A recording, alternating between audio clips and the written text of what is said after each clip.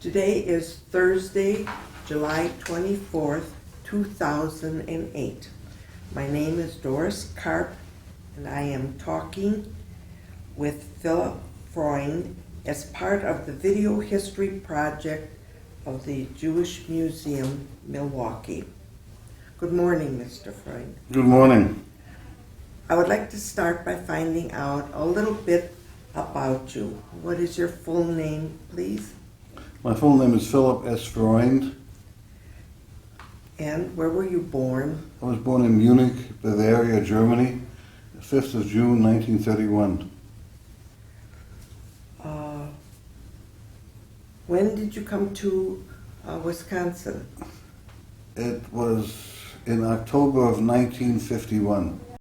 My mother had arrived here before that, and I was stationed down in Indianapolis area, and I came up for a weekend visit, and I decided then to make this my permanent home of record. When did you come to the United States? Christmas Eve, 1939.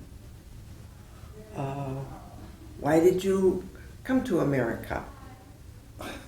Well, that was the original plans while we were still in Germany, was to come to this country. My mother's twin sister was living in Hackensack, New Jersey with her husband, and that was our ultimate destination, was to come to this country.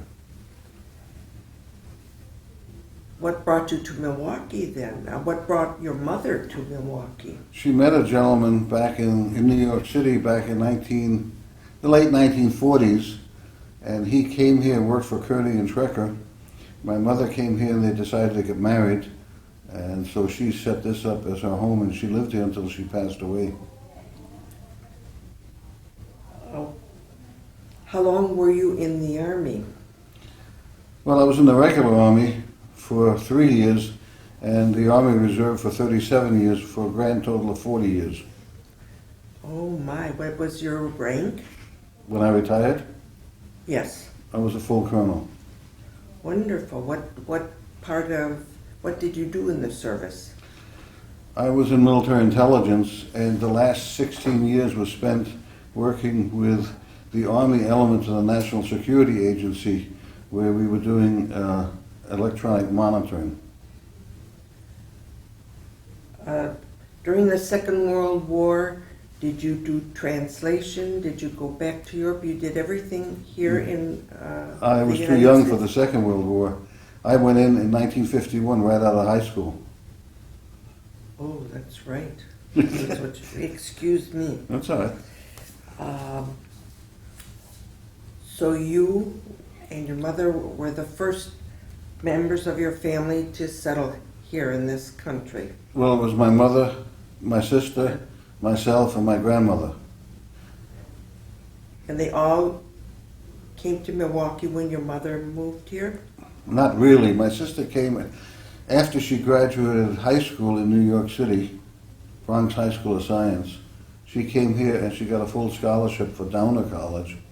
My grandmother never lived here permanently. She came for visits, but she stayed in New York City and then eventually moved to Hackensack, New Jersey with her daughter and son-in-law, and she passed away in Hackensack.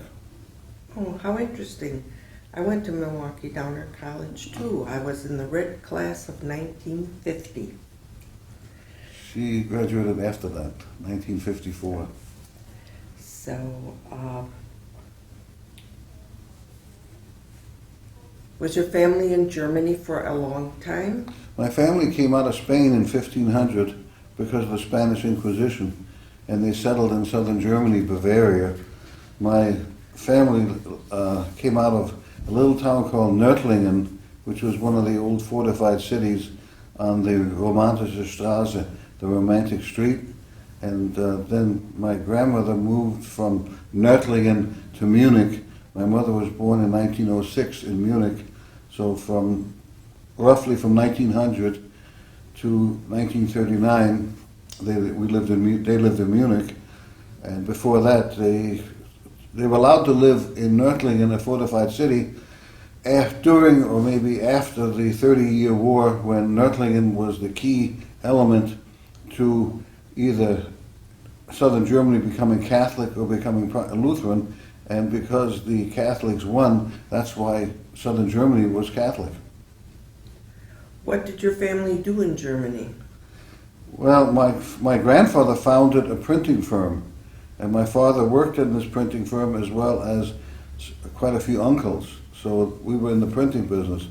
Before that, the Marx family, which is where my mother came from, or grandmother came from, my great-grandfather bought hops from the farmers and sold it to the breweries.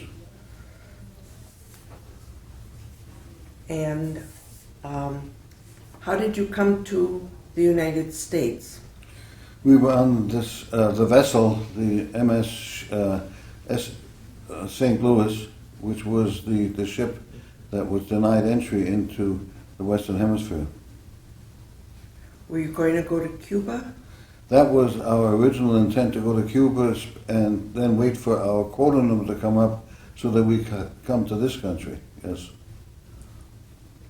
And how long were you on the St. Louis? 40 days and 40 nights. Like on the Ark? Something like that. And where did you, when you weren't allowed entry into the Western Hemisphere, where did you go? We went back to Europe, and we went to Antwerp, Belgium. Now, the captain of the ship, Gustav Schröder, was a righteous Gentile who knew that if he took us back to Hamburg, all the males over the age of 16 would be executed, because they were released out of the concentration camps after Kristallnacht with the proviso that if they ever returned, they would be executed. So you lived in Belgium? Or did you stay there for any length of time? No time at all. We were split up. 1/4 went to England, that was us. We went to England. 1/4 went to France, roughly. 1/4 to Belgium and 1/4 to Holland. And it was done through chicanery with Mr. Troper from a Jewish Benevolent Society cabled England and said the French are willing to take X number, how many are you willing to take? And the Brits answered that they would be willing to take 287. So he pulled the same trick on the French, and he said the Brits are willing to take 287, how many are you willing to take? And they said, well, we'll take a certain number also. And they did the same thing with the Dutch and with the Belgians. And how long were you in England? We were in England approximately from July when we got off the ship to mid-December when we left England from Southampton and came to this country. Is that where you lived, in Southampton? No, we lived in a little town called Yelverton most of the time, because when the war started, September 1939, since we were German, we were declared enemy aliens, and they shipped us off to Yelverton to get us out of London because they didn't trust us. And we stayed there, and it was fine, there was no problem. We lived in a bed and breakfast, and my grandmother, I can remember my grandmother and I going into the Dartmoor moor to pick blueberries, and that was our supper. We only got 2 meals a day at the bed and breakfast. So they considered you Germans, not Jews, Right. in England. Right. Did you experience any anti-Semitism when you were in England? Not that I recall, I doubt it. Did you go to school there? No. No. No, that was probably the worst thing, because I got kicked out of school in Germany being Jewish, and then I was supposed to go to the Jewish school, but they burned that down, and so I really had absolutely no education until I came to this country. So I was 8.5 years old by the time I came here, and I couldn't read, I couldn't do arithmetic. I really was uneducated and rather in bad educational straits. Oh, really? You could not read German? No. Or Anything. anything? No, anything. You caught up? I tried. Yes. So where did you start school here? In Hackensack, State Street School. My mother enrolled me right after Christmas vacation in January of 1940, and instead of putting me in the right grade, they had to downgrade me so that I could learn, so I was always a year behind. Oh, so you started in first grade? Second grade. Second grade, and you learned to read? And then a friend of mine, I befriended George Carty, who sat next to me. And he one day said to me, he took care of me. One day he said to me, "Do you have a library card?" And I said, "No, I have no money. I can't afford a library card." And he said, "You don't need money." So he took me to the Main Street Library, and we went to the desk, and George told the lady behind the desk that I needed a library card, and she asked me for my name and where I lived, and she recognized that I was one of Dr. Gould's boys, and she said, "What do you need?" And I said, and George said, "He needs a library card." So she gave me a library card, and I told her, I said, "First of all, I'm Jewish, and secondly, I don't have any money." And she said, "You don't need money, and it doesn't matter. You see, growing up under the Nazis, we were considered vermin, so we were not allowed to get books out of any library." And so I started reading, and by the time I got to the 5th grade, I was reading at the high school level. Incredible. Who was Dr. Gould? Dr. Gould was my uncle. Oh. I lived with him. Oh. He took me in when my mother and grandmother and sister moved to New York. They couldn't afford me, and they felt it would be better if I lived in Hackensack with my cousin, who was close to my age. Was that a good decision? I guess so. It was better than living in New York, I can tell you that. From what I've heard, I think you're right. So, you went into the Army?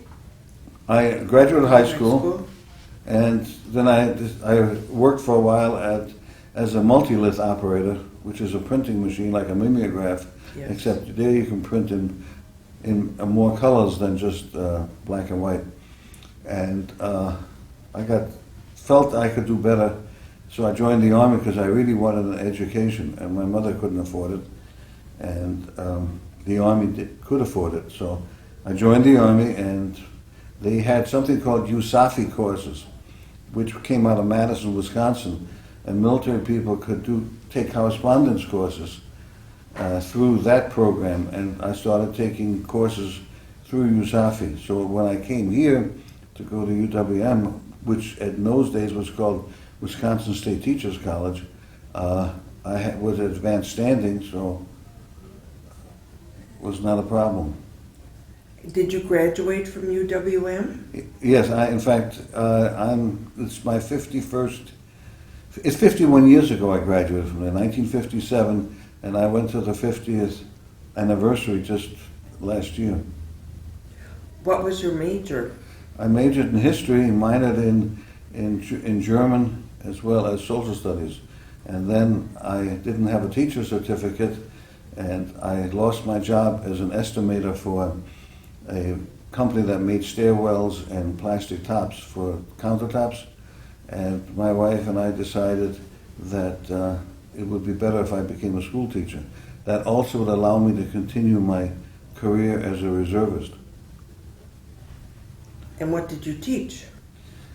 Well, I started out teaching German and math and social studies and in Oak Creek, Wisconsin. Then I went to MPS and spent 30 years as guidance counselor and as an instructor, and retired from there and went to work at Whitnall for 3 years as a guidance counselor. Where did you live in Milwaukee? Well, we started out living in Shorewood on Wilson Boulevard, and then we bought our own house and lived in Whitefish Bay for 35 years. And just recently,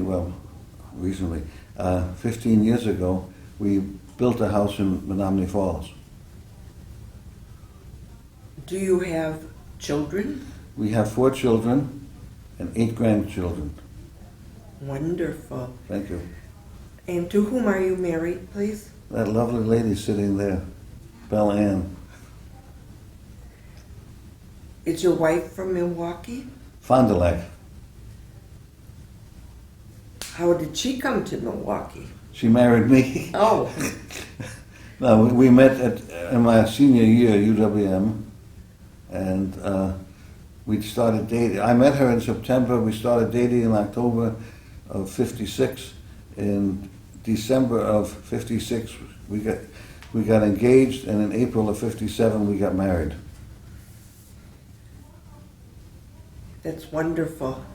Do you have, your children are boys or girls? We have 2 and 2. Planned Parenthood, huh? That's right. We Yes. put our order in early. Do your children live in Milwaukee?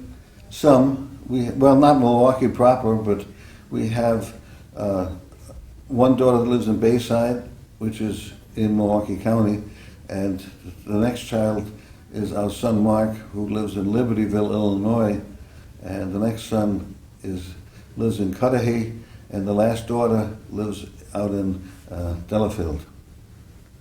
How very nice to have your family close to you. Right. Do you belong to a synagogue? Yes, Emmanuel. And did you receive a Jewish education then? Right here or No, not in Europe? not in Europe, and really not in Hackensack or New York either. I was bar mitzvahed, and the rabbi who did it had in Germany married my mother and father in 1928, and he came to New York City and founded another congregation in Washington Heights, and my mother rejoined it because she knew the rabbi, and then he took me under his wings, and I got my bar mitzvah through him at that synagogue in Washington Heights. Are you happy being Jewish? Yeah. Did you experience any anti-Semitism here when you came to America? Some in Hackensack, here in Milwaukee. Yeah, some. It wasn't that. It was just a verbal abusiveness. So it didn't impede you in any way? In No, I just professional- considered them were idiots. Okay. Are you involved in Jewish communal life in the city? Well, I'm a member of the Jewish War Veterans and a member of the synagogue, and I used to be a Sunday school teacher till I got too old. And my wife is much more involved in Jewish community things than I am. She makes sandwiches for the homeless at the synagogue, and she's quite heavily involved in Emmanuel. Yeah. That's very nice. Who was your role model, or who was the role model for you as a Jew? Your wife? Probably. That's wonderful. Are your children involved in the Jewish community? Well, some of them. Peggy has raised her older children Jewish, and the youngest is being raised Jewish. Mark is raising his son Jewish. Perry's son became Catholic, and Jackie has 3 boys, and 2 of them have already had their bar mitzvah, and the third one is going to have his bar mitzvah coming up in a year or so. So it appears that you are well integrated in the Jewish community and in the non-Jewish community. Are you involved in the non-Jewish community now? I know. Very much so. Yes. I was a member of reserve units here in town, plus I'm a volunteer at the VA. I drive a shuttle. My wife and I usher at the rep. We do a lot of volunteer work, like the blood bank. Tomorrow we're going to be working at the blood bank, and we're involved in a lot of social events and things like that. I'm a life member of the VFW, and American Legion, Jewish War Veterans, AMVETS. I'm more centered towards military things. It was a big part of your life. Yes, it was. How do you connect to Israel? Well, we've been to Israel. We had a reunion, a survivors reunion of the St. Louis in Israel. It was interesting because a charismatic Christian group invited us to come, and they paid for the whole trip. and put us up in some nice hotels, and we had a glorious time there. A group, Christian group from Milwaukee, or? No, from the lady who ran it and the gentleman who ran it. One came from California, and that's Rosemary Schindler, and the gentleman, Tom Hess, lives in Mount Olive in Jerusalem. Is the Rosemary Schindler related to the Schindler of which the movie was made? I think a very, very distant relative. She's not Jewish. No. Tom Hess is not Jewish either. They are charismatic Christians. Uh-huh. And we also went to Cuba with this group. They took us down there so that we could see Cuba from the inside out rather than from the outside in. How interesting. Is it a group that, Friends of the Jews, this charismatic Christian group? Very much so. Their belief is that when Jesus comes back, he's going to want to see Jews because he was Jewish, and if all the Jews are no longer here, he may be very disappointed. That's their belief. I don't subscribe to some of this stuff.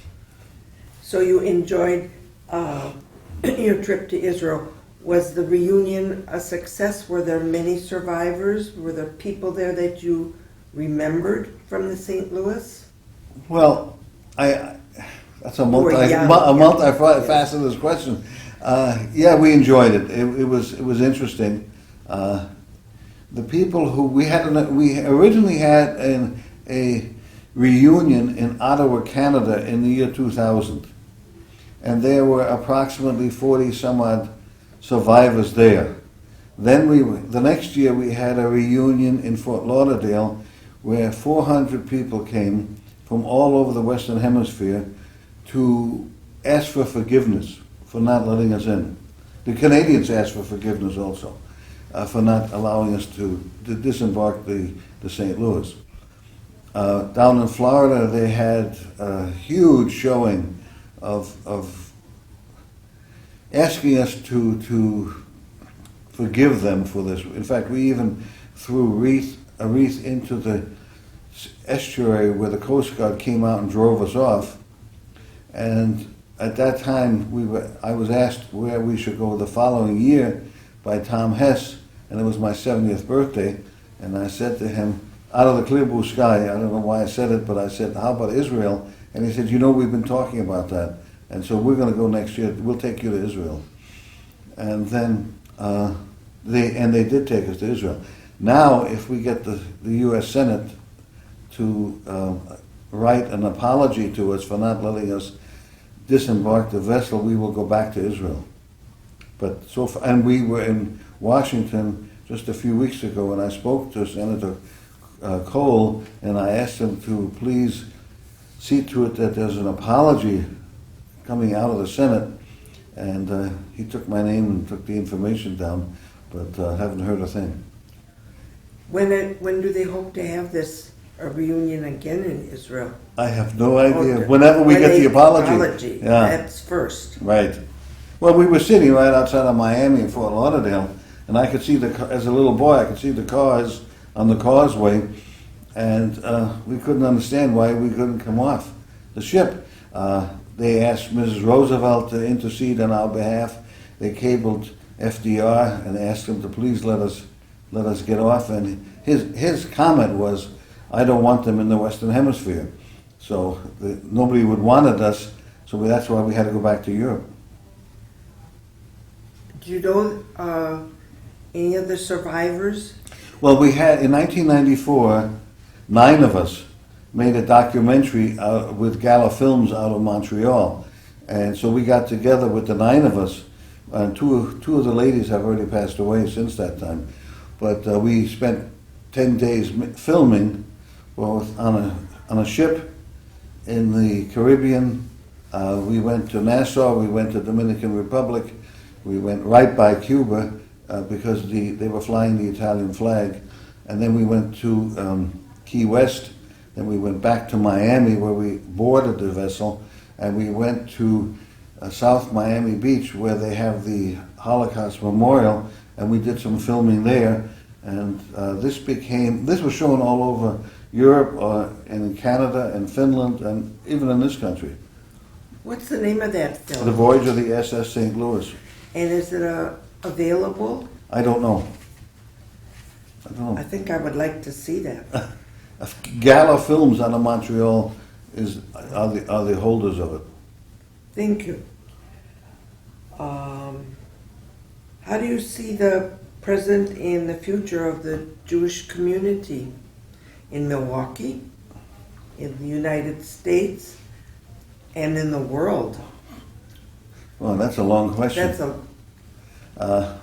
I see that the community here is doing quite well. The museum now, our synagogue is building an addition onto the synagogue we have up in Mequon, on Brown Deer Road. I think it's a healthy community. As far as in the United States, I don't know.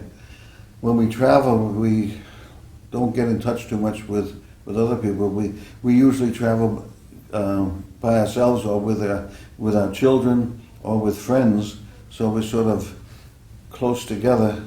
And in the world, my biggest concern about Israel would be the Iranian situation, with them threatening the existence of Israel with nuclear weapons. And I think something has to be done to prevent the Iranians from firing rocketry with nuclear-tipped weapons. What have you learned in life? You've had a very interesting life. You don't know the half of it. But anyhow, to be good to people, to help. I think my primary thrust is to first of all, to be good to my wife, and secondly, to help our friends and help people who need help. That's why I volunteer at the VA. That's why we volunteer at the blood center, because it's important that we look out for each other.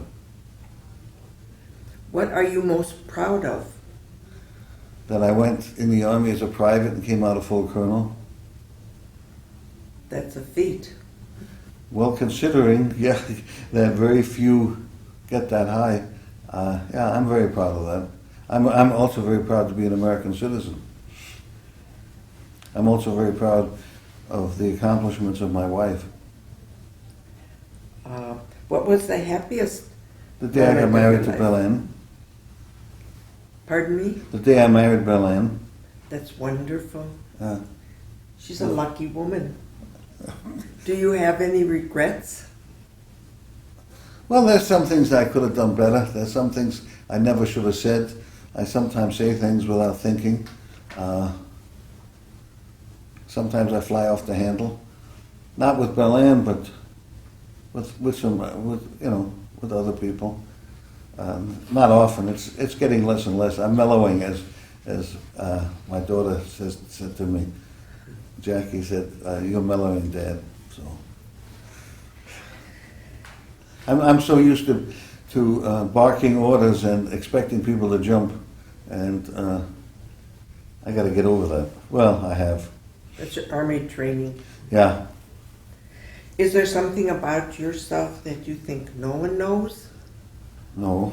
Certainly not. My wife knows everything about me. I don't have any secrets from her.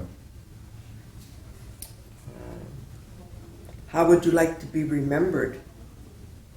It's trying to help people, and love of country, and that I made a contribution, albeit a small one, for the betterment of society and betterment of this country, and that I was a good husband and a good father, and that I did my job and accepted my responsibilities and consequences, and that I tried to be a good teacher and a good role model, not only for our kids, but also for other people. I've had people who I had as students tell me that they enjoyed knowing me and having me as their instructor. So and being a role model to a lot of people in the military. I felt I helped the careers of quite a few junior officers so that they could also succeed. Is there anything that you would like to talk about that we didn't get to, that I didn't touch on? Well, I guess my military career, we didn't talk too much about that. Please tell us about I that. was, as I said, a military intelligence officer, and some of the things I was involved with had some impact. I was involved with the Berlin Tunnel. I sat in a tunnel in a graveyard in Berlin monitoring East German Army telephone lines going to Moscow with a tape recorder. It wasn't a tape, a wire recorder. And when I heard certain words, I was to punch the button to record. Did that for a month. I was involved with screening line crossers from Czechoslovakia. I was involved with denazification in Germany in '51. I was a screener. I ended up as Chief of Staff of the Intelligence and Security Command in Washington, D.C., and my job was to supervise the staff sections, the personnel section, the intelligence section, the operations department, and the logistics department in that command. I'm a graduate of Cryptological College out of Fort Meade. I also was sent on some surreptitious missions in foreign countries where I took 8 of us in and brought everybody back alive with the information. And we lived in a truck. They offered me $50,000 to help to pay for the expenses. I took $10,000 with me and I returned $8,000. And my commanding officer said, "How in heaven's name did you do this?" I said, "Well, we lived in a truck." "Well, did you change clothes?" I said, "No. We washed up as best as we could in the public fountains. We bought our food in street stalls, and we brought back quite a bit of information, which was highly classified at one time. But recently we were in Omaha at the Strategic Command headquarters where they have a museum, and they blew the cover off of us because right there was a MiG, which is a Soviet fighter, was standing there, and they said that there was a group that went into this country, Nicaragua, and determined how many MiGs were down there, and I said, that was us. Well, I also wrote a memo to the Special Operations Group headquarters outlining specifically how we survived and what we did and how we lived, and turned that in. 2 years later, 5 Special Forces people in Nicaragua were executed in the Hilton, or was it the Holiday Inn, I forgot.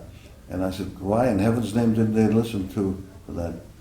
I wrote a paper for our headquarters on the Austrian military because they had nothing, and I interviewed the Austrian military attaché at the embassy in Washington, and then wrote up a paper on it which was used when they were doing some negotiation with the Austrians about refugees coming in as well, how to prevent them from bringing in sabotage people and spies.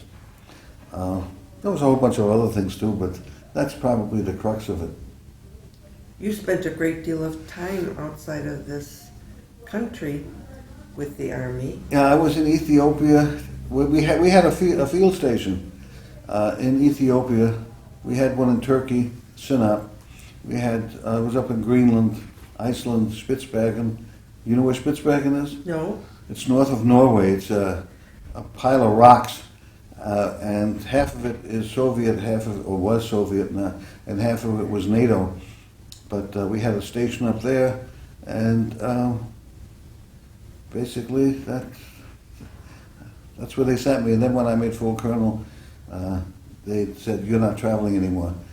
You're going to stay in the headquarters, and we want you to monitor what the staff sections are doing." And then Belen came out and spent the time with me, and they treated her like royalty. Where was that?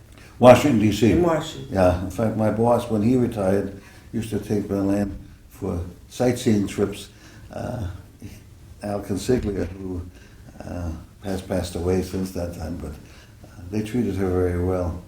and Mrs. Alston. I mean, so we had a lot of good times, a lot of laughs.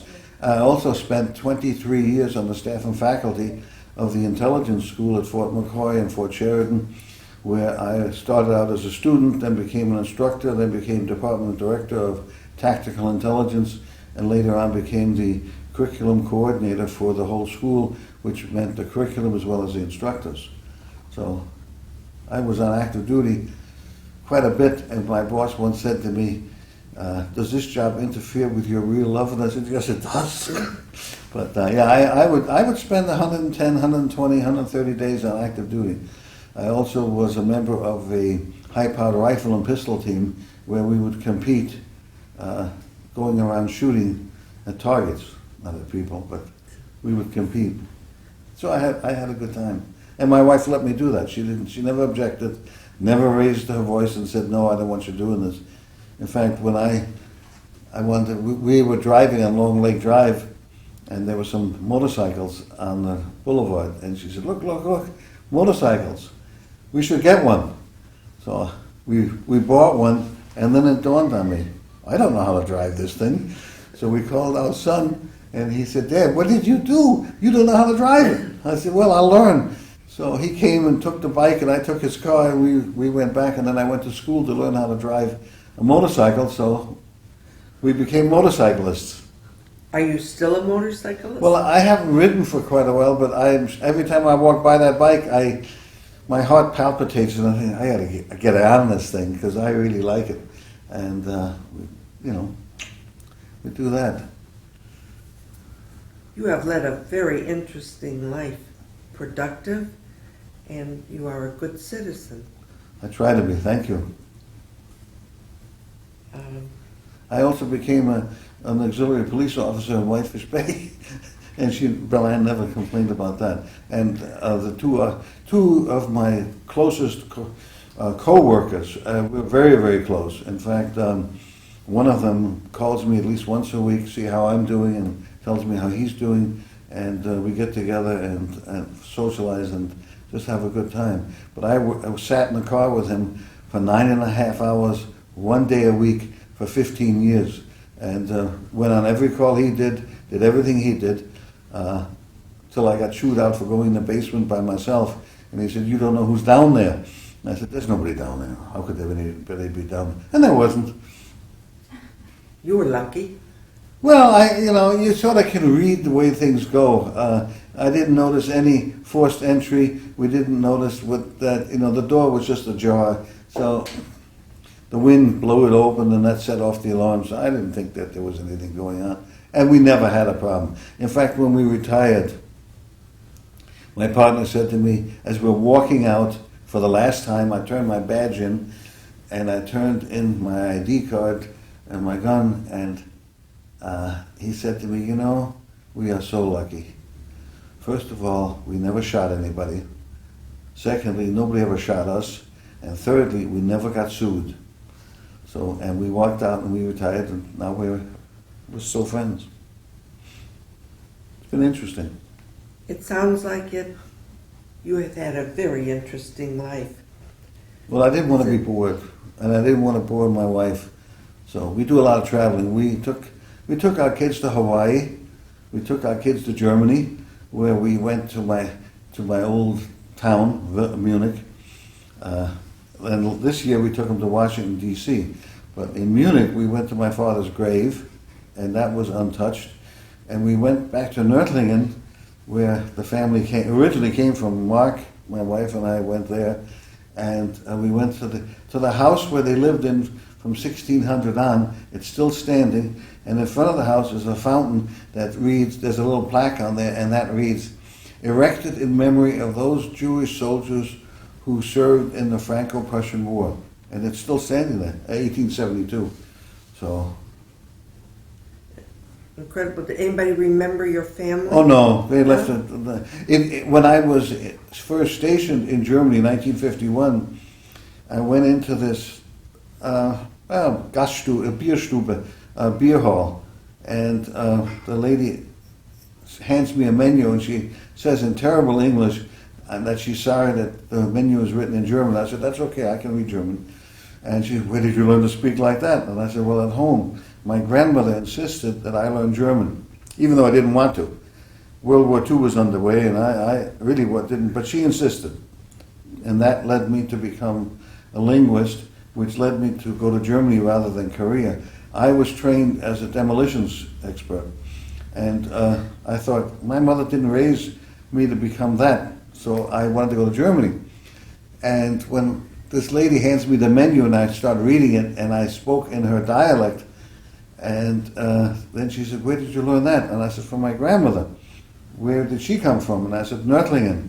Well, one thing led to another, and they brought out this wizened old man, and he said, who's your great-grandfather? And I told him, he said, oh my God, I remember him from many years ago. And he said, whenever you're here, you don't have to pay for the beer, it's free. So if I wanted to show off to my friends, I'd say, come on, let's have a beer on me. And so we go to this place, and I'd order a beer, and I'd say, I don't have to pay, ask the old man. And the guys really got a big charge out of that. He gets his beer free. You're a hero. No, just a manipulator. Well, very wonderful. Thank you. And I thank you very much on my behalf and on behalf of the museum and the Jewish community. And now I know when I'll see the film at the Jewish Museum, the introductory film, I'll know it was you who didn't have to pay for your library card, Mr. Freund. My pleasure. Thank you for asking me. I think it's important that we do this, not so much for me, but for our children, for our grandchildren, for our great-grandchildren, so that they can understand the trials and tribulations that those of us who were escapees from the Nazis could come here and build a life and start over. We were allowed to leave Germany with 2 suitcases and 10 marks. That was it. Everything else had to stay behind. I did bring my stuffed monkey, but that was it. And when I got to Hackensack, the clothes didn't fit me anymore, and the 10 marks was certainly spent long before that. So we started out really almost naked with literally nothing. My mother came out of a home where she was extremely wealthy. They took everything from her. She had to come here and she sewed collars on t-shirts. My grandmother, who also was an extremely wealthy lady, we had 2 houses, we had cars, maids, I had a governess, we had a cook, who was my friend, and had to come here. My grandmother became a scrub woman, cleaning other people's floors and homes. It had a terrible impact on them. It didn't impact me as much because being a boy, it's different. But they suffered terribly all their life because they lost everything that they had literally earned and was legally theirs, and all because the Nazis took everything away. So we came to this country, and at least I, made use of every opportunity possible. I'm a graduate of UWM. I'm a graduate master's degree at Marquette. I went to the Command and General Staff College, the War College, the Industrial College of the Armed Forces. Opportunities. And it saddens me to see people today not take advantage of these tremendous opportunities that are available to not only immigrants, but to anyone and everyone in this country. And it's just not appreciated. So that really disturbs me, that we don't appreciate that. We don't appreciate that this is the greatest country in the history of the world, bar none. And people take it for granted. You are a wonderful role model. Well, thank you. Thank you very much. My pleasure.